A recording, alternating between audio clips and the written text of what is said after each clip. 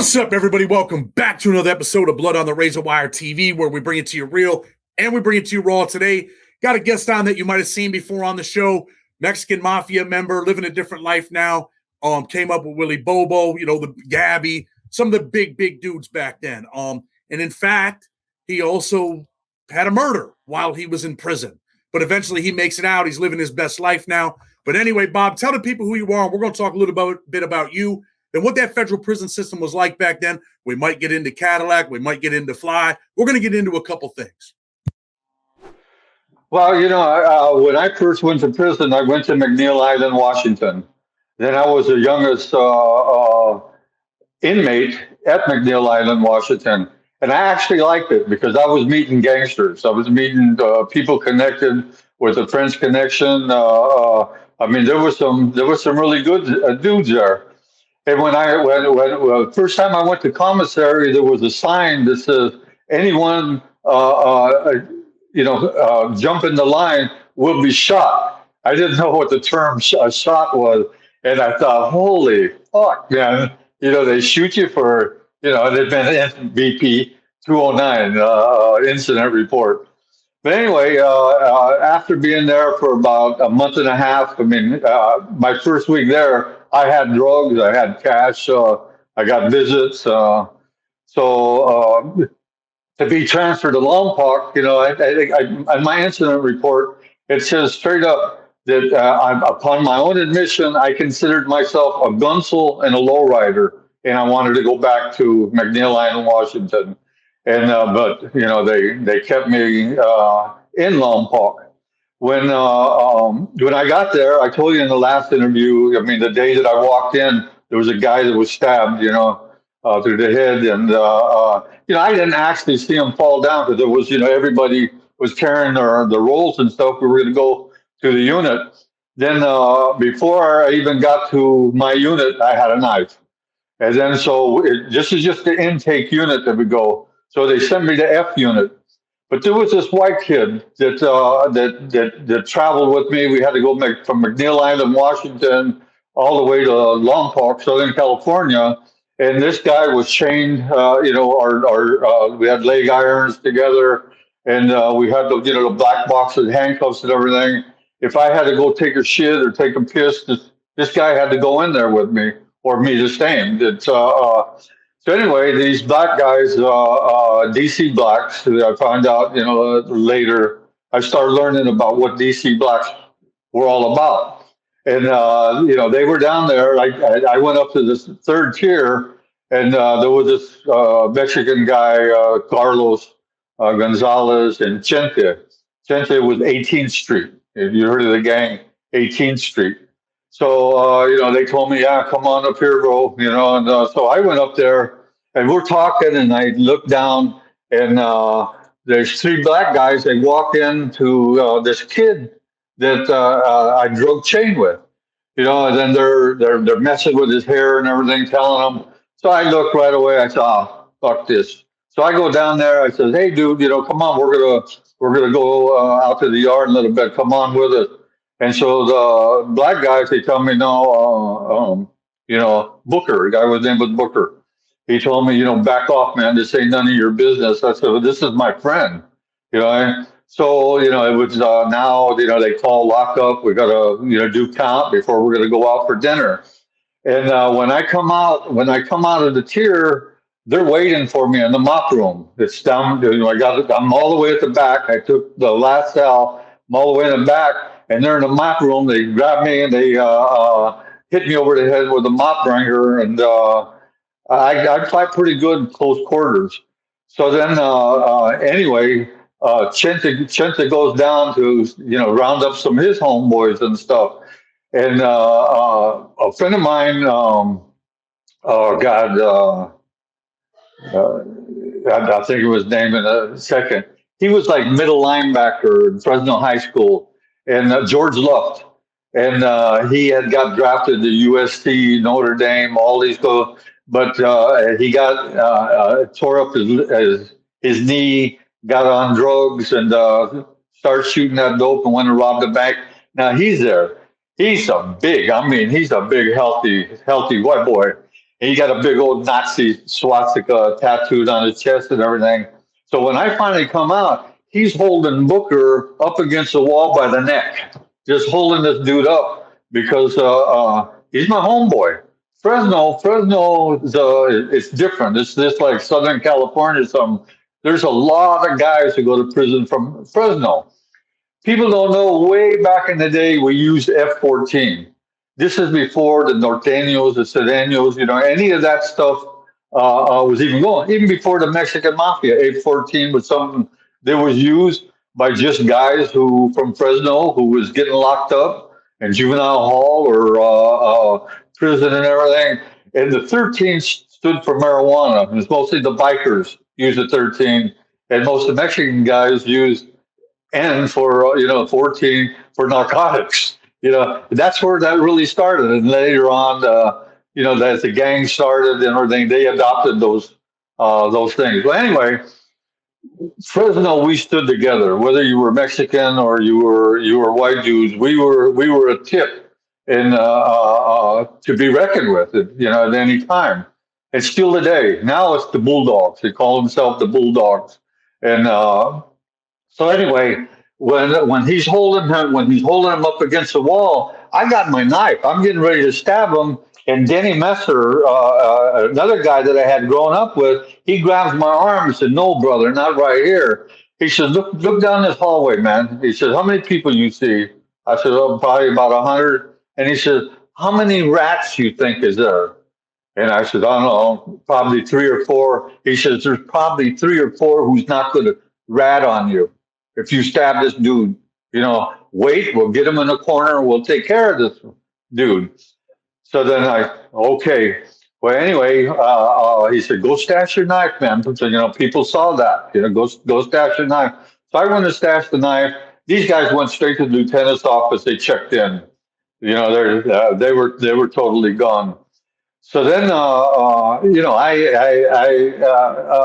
was still finding myself, where I ran with the homeboys. I meeting all the guys, all the other Mexican guys right away.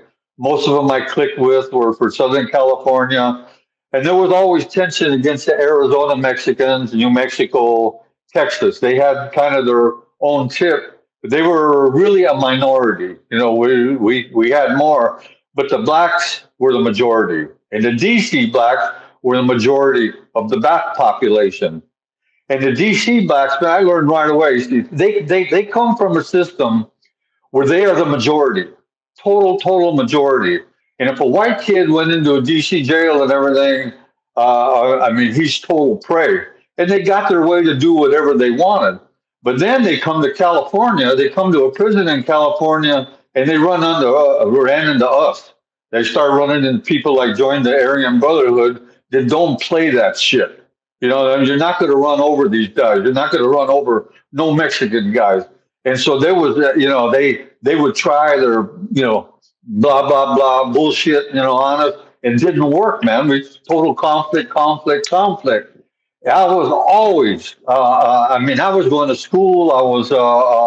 I got involved on this program. This guy, Mexican guy, a veterano, he's an older Mexican guy from East LA. He came to me and he says, "I want you to read this book, The 7th Step." It's this guy, Lansing, Kansas, Bill Sands, he started a program for convicts.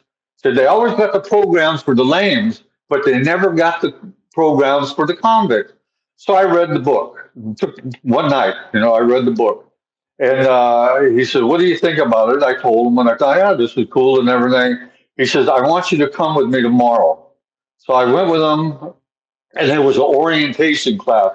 So in the orientation class, you get to meet everybody that just come off the bus, and you can kind of feel where they're coming from, who's going to have a chance, and who's going to be a gangster, who's what the game is, what their crime is, and everything. So I went and I thought, this is cool and everything. He says, "I want you to speak to them about what the program is about." I said, "Dude, I never even went to a meeting." He said, "You read the book." So I talked to, I ran down what the program is. And then they said, "Look, we have every other week, every other Friday, we have a meeting and we meet people from the outside. So I want you to come to the meeting and talk to these people from the outside. So I went there, and man, I'm meeting people who were bankers, politicians. I'm meeting all these people, and they like the way I talk, and so then eventually I became the coordinator of the orientation committee. I became the secretary of the foundation. Eventually, I became the director of the whole thing, and I want to kind of talk to you. I mean, I want to talk to you a little bit about some different stuff, right? Like, let me ask you this. I want people to know, how old are you right now? I'm 75. 75 years old. How many years did you do in federal prison straight? In federal prison, I did 10 years. How much time did you do before you ever made it back to the street from one point to the end point? I mean, that was my longest stretch, 10 years. It's I mean, the first time I went into prison was in 1967. I started doing time early 1960s. That was in like juvenile hall and stuff. So altogether, I would say I spent 18, 20 years locked up. This is my question to you, right? You spent all that time locked up, but you're also accused of a murder in there, correct? Yeah. You go to federal court on that case? I'm accused of two murders in prison, and I got convicted of one. And the other one, I mean, they just rolled me up and as suspicion, so I know nothing about it. So what do you get sentenced to for the one murder that you are convicted of? I got sentenced 10 years for manslaughter. They didn't find me guilty of murder. They found me guilty of manslaughter. No, I got 8 years. Then I got 8 years for the conveyance, and they ran it concurrent.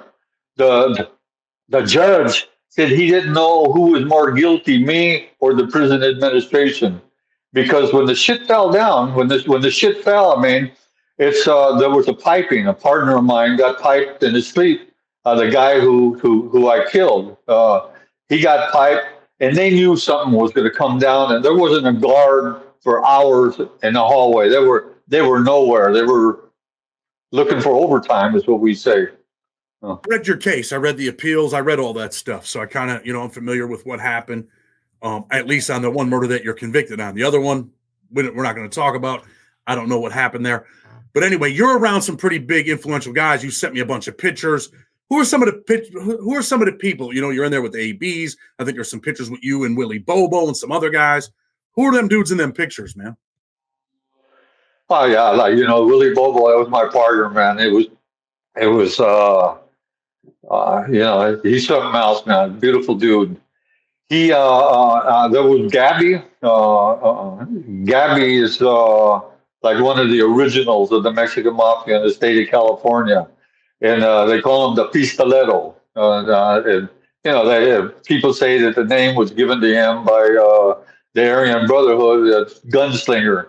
I mean, he right out front of the gun towers and everything. He moved on the Black Guerrilla family, stabbed them, and they actually shot him in the yard. It's he. I mean, all the guys under the name right now, none of them would give a shit if they got caught or not. If it's time to get down, they go get down.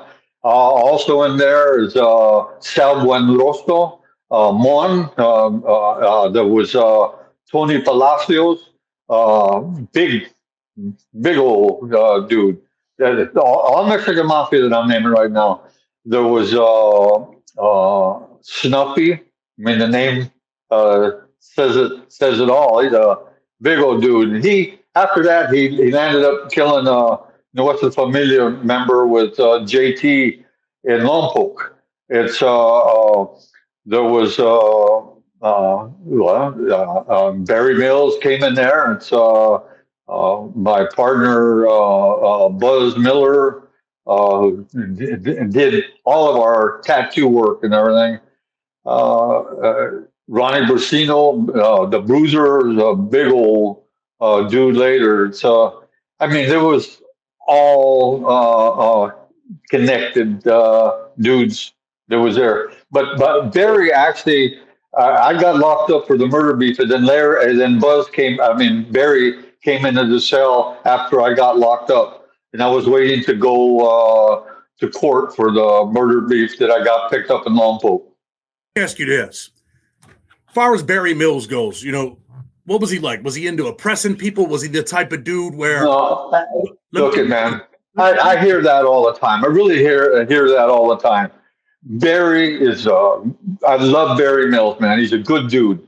He's a total good dude. But you don't fuck with him. I mean, he'll let you know right off the top. If you're spinning words or something, he will look at. He'll scare the shit out of you the way that he can look at you. But if you're his friend, you got no fear from this dude, man. He's a diehard dude. There's a thing. The Brand. I don't know if you ever read the book The Brand by Louis L'Amour.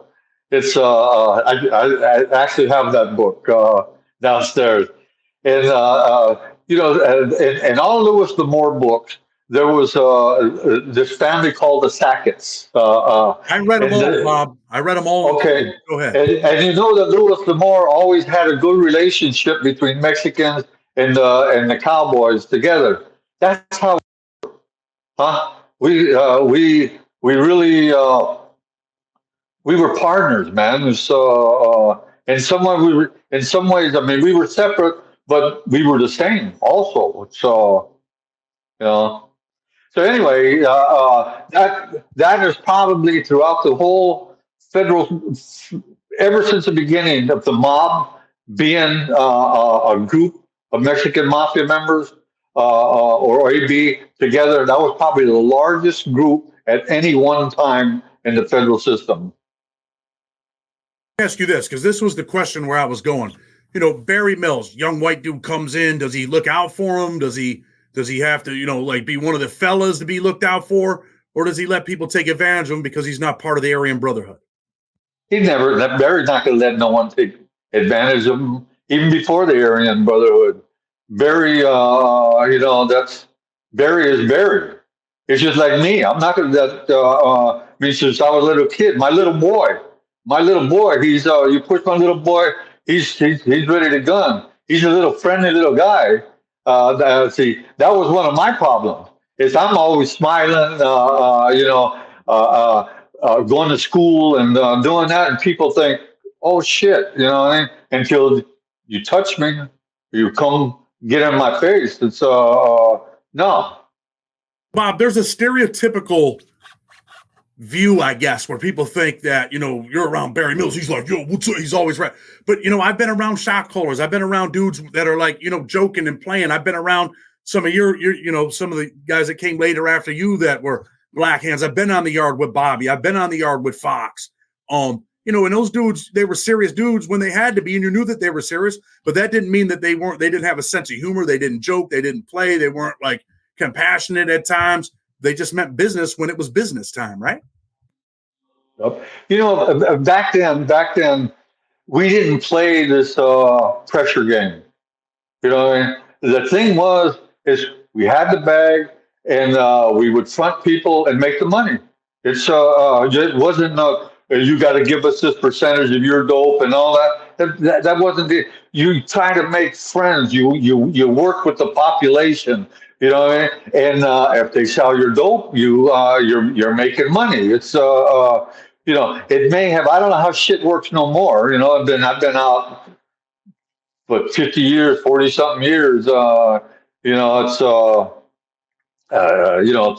things change. The younger generation always gets a little bit crazier, but we didn't play it that way. Let me ask you this, right? I know you've seen this video on the DC Blacks. I'm actually friends with Ian, pretty good dude. I get along with him. I like him. I think he's a pretty intelligent cat. But you see this video with Fly, and he talks about, I think he robbed Gabby and all of this. That upsets you, right? Yeah, lying. But, ain't no way. Believe me. Gabby paroled left. He retired, man. There's a time when, they let you hang up the guns. He never quit. Like me, I never quit. There's a time, they allow you to do your thing, man. It's we had our own faction, and I didn't. I had a warning when I got out. And the warning was, hey, be careful because there's some people turning. And sure enough, man, Sailor Boy, there's Mundo, these guys. So I wasn't going to do nothing without our federal tip, you know, and and I knew also they're not going to send me on no mission that was bullshit. There's no petty politics, something over some jealousy or anything. It would have to be something real, man, if they ever call me to do something. And thank God they never did. So, Ask you this, Gabby, pretty serious dude. You don't think that fly robbed him? I gotta laugh at that. There's no way, man. No way. Gabby is, I mean, yeah, you're talking about someone who can be treacherous. Good dude. I mean, a friendly guy. I love the guy. I mean, he's one of the guys who raised his hand on me. There's no way that, and especially if he came in when the Mexican mafia is partying and robbed the Mexican mafia. If that happened to Gabby, if he didn't do it, Gabby would have been dead because you got all the other treacherous guys there. No way that somebody could do that to the Mexican mafia, and you know that. That ain't gonna happen. I mean, from my perspective, me being in prison, being around some of them dudes, yeah, I would think that wouldn't happen. But I wasn't there. I wasn't involved back then. So my word don't mean shit to the people. You were there. You were involved. Yeah, never happened.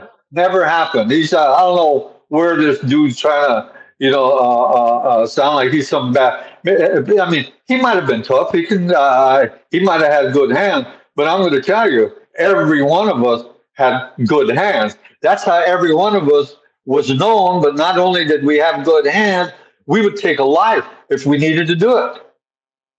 And if something like that happened, believe me, not only that, me by myself, I mean, there's probably 30 guys, 30 Mexicans, even some white dudes would do it for me.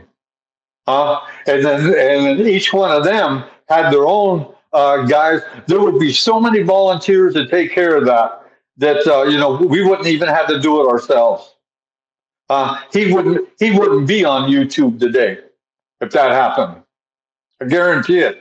But let's give, listen, man, let's give credit where credit's due. There's tough dudes in every race, right? I met some DC black dudes that get busy. Even back then, them dudes got busy, right?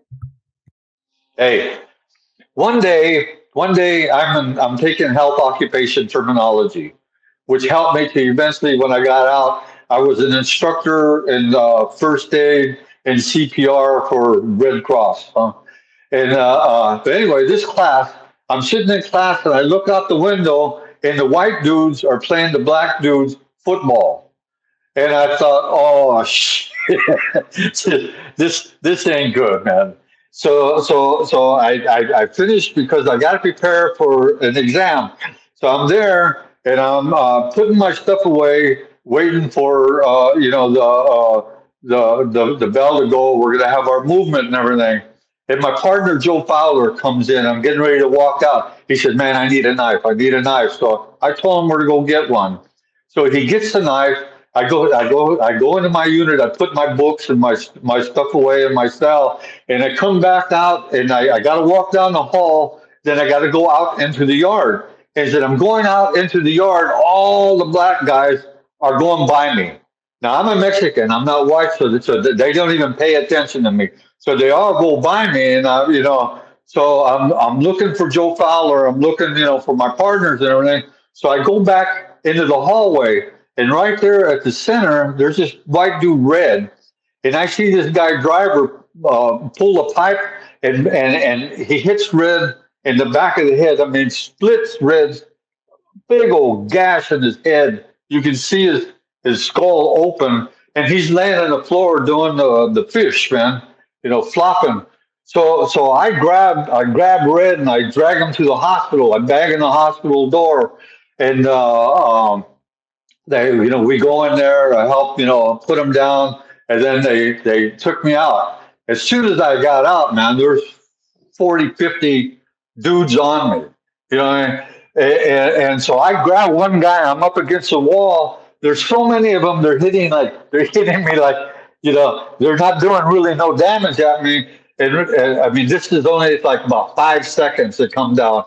So, right at that time, man, the guards come and then they start fighting the guards. Probably saved my life for real. And so now they're fighting the guards. They take the keys from the guard. They take over the prison. And at that time, I'm booked. I'm going to my unit. Joe Fowler is there. A guy named Mark Rockwell and Cisco. They're waiting for me. You okay? You okay? They're worried about me. I'm mad as hell because Mark Rockwell's there. Mark Rockwell was my secretary when I'm running the 7-step group. He's a former priest, huh? He's not a fighter, man.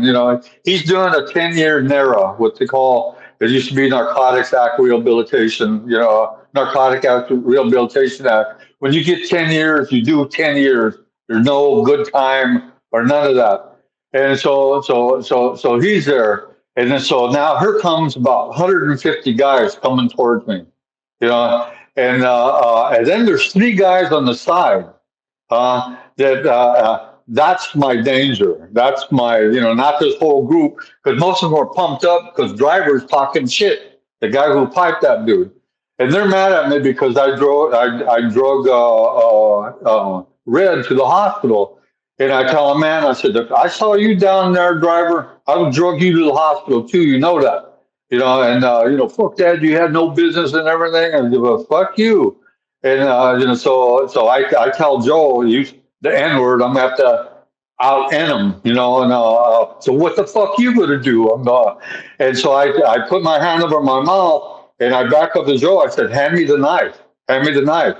And he whispers to me, I ain't got it. So but I'm mainly watching these 3 dudes right there, Punchy, Aldine, and Homicide. So anyway, everybody starts moving at me. Right at that time, because Vandenberg Air Force Base, we're on that property at Vandenberg Air Force Base, they come in and they take over back. And it was like, I think that's the most harrowing experience I ever had in prison right there. So they take back, and then finally they allowed us to go back in our unit and everything. So the next day is I'm not going to say where I stashed it. I'm the chaplain's clerk. I go in to go get my knives and stuff, and I see everybody's going to the yard and everything. So when I come back down, the door's locked. And I said, oh, man, I got to get out there. I got to, and I go out, look through the windows and everything, and I see all the Mexicans by the handball court, all the white dudes, they got all the baseball bats or, by the baseball diamond, and all the blacks are sitting on the bleachers at the basketball court. And it's, there's going to be a big, big riot and everything. So in the chaplain's office, I got a telephone. And I said, look, I need to talk to Father Guerin. And who's my boss, and I said, look because there was a food strike at the same time, a work stoppage and a food strike is supposed to happen that day. So most of the guys out in the yard ain't got nothing to do. They're not warriors, you know what I mean? And a lot of them guys will end up getting hurt. And so I go back and I stash all my knives. I got like 8 knives, stashed in church. So then I tell the lieutenant, I could stop this work stoppage. I could they're not sure. I said, look, let me go out into the yard. So I walk out of the yard. Everybody sees me. They pat me down and everything. and I go straight to the bleachers, and I go to the driver. I said, we walk right in the red shack. We take care of this shit by ourselves, And he said, no, man, you got a knife in there. You're gonna kill me. So Punchy tells him, you know what, punk, check in. You check in, but we're gonna take care of you ourselves. They're DC Black. And so he runs down, he checks in, and I never saw him again. Me, Punchy, and Aldine, we become friends, man. I took care of them dudes. We kicked them out. There's a thing like the term car. It was used a little different than how you use the term car today. We use the term car like with those that got the kick out. We put them in the car. We took care of them. They were on our list for kick outs because they deserved it. So they were from DC. They got no business and everything. So we took care of them with weed. We'd front them. As long as they paid their what they owed us, everything was okay. And sometimes they come a little short, and we give them a chance. So anyway, they were solid. They were solid dudes from DC. Man, I love them dudes.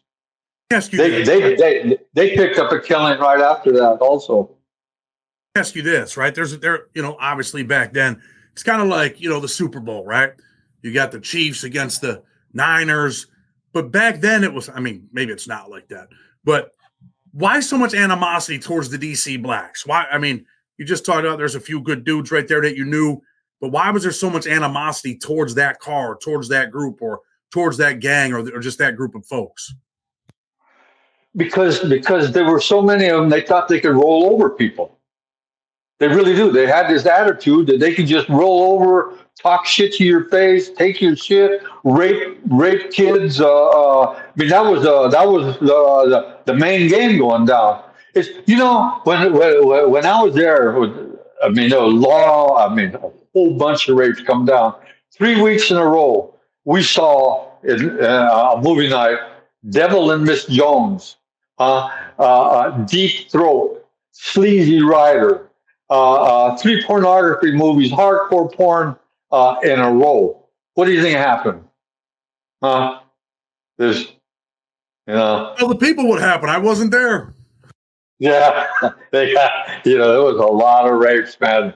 There was a lot of dudes walking bow-legged to work on Monday. Is there any white people? I mean, the booty bandit, it was like almost time.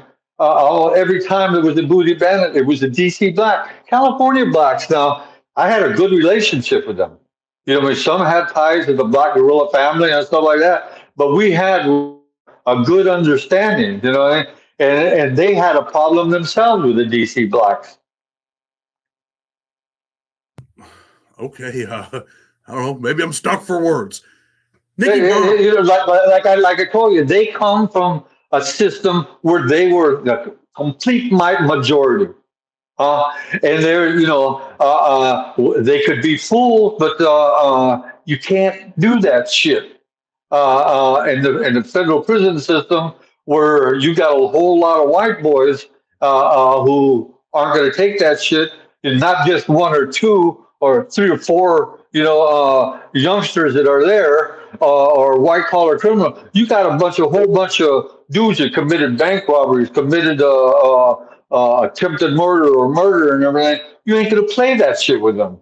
And then Mexicans who ain't no way you're gonna play that shit with them. So, but they don't know. They don't know. Maybe at first, they realize, oh shit, you know what I mean? So then you develop a relationship with them, but then you know how the turnover, then you got another busload that comes, and there'll be some damn fool, they won't listen to nobody, and problem.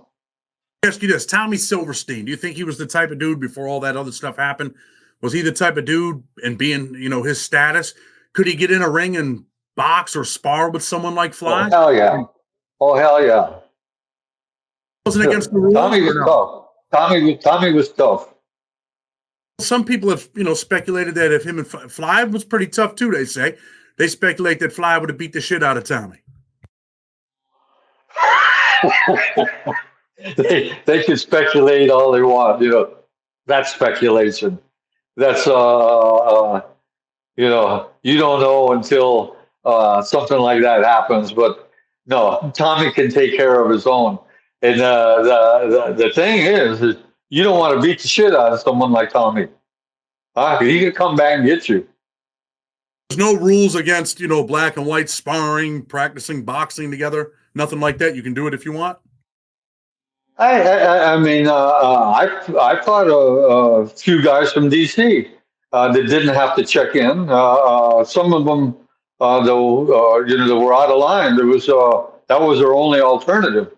And so they most of the time they checked in. One guy is this is why Driver didn't want to fight me. He was in the 400 club, and that guy Cisco who was out in the hallway with me, he worked in the visiting room, and he cleaned up and everything. And then, so I used to wait for him to bring me my stash, and so anyway, I'm waiting for him, and then he said, "Hey, I need a Coke and everything." I threw him a Coke, and he missed it, and it fell downstairs. So this guy come running into my cell, and to and start punching on me. And I mean, I get up against the wall, so we went into the bathroom after count. I mean, the shower room. I had this kid, Mighty Whitey. I said, "Go pour a Coke, some Coke, and mop it up, because I want the floor sticky to fight." Yeah, I kicked his ass. I kicked this dude's ass, man.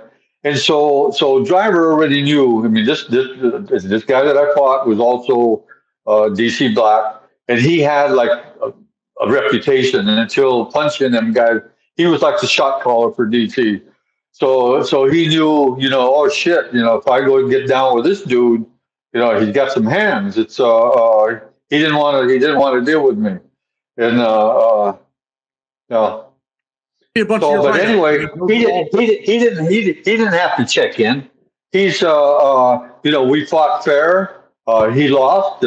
He quit running his mouth, and okay. You sent me a bunch of your shots. I mean, you had a bunch of shots fighting DC dudes, right? Yeah.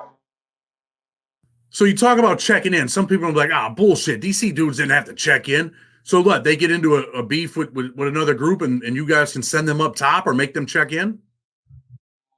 What happens? What would happen to if I mean if Tommy Silverstein and Barry Mills is on the line, and anybody slaps one of them, what's going to happen to them?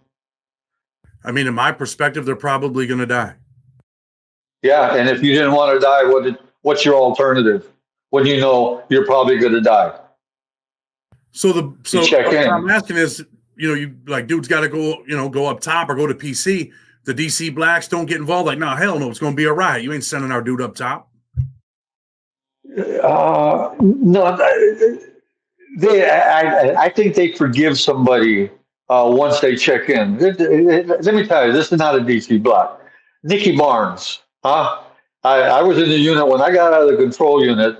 I went to F unit, me and Sapo, and we're there with David Owens, Aryan Brotherhood, Puppet from the Aryan Brotherhood, and so Nicky Barnes, man, run his mouth, man. This guy, I mean, I wanted to take him out, and Sapo, and then the brother said, "Nah, this." I mean, they used to talk right out front. Man, that ain't rape. That's just taking her. This.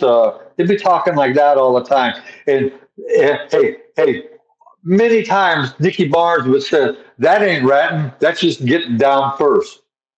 This is like 1979. Right after that, he ratted. Get down first, not ratting. What I mean? To have this attitude and so openly talking about just taking it from some woman they raped.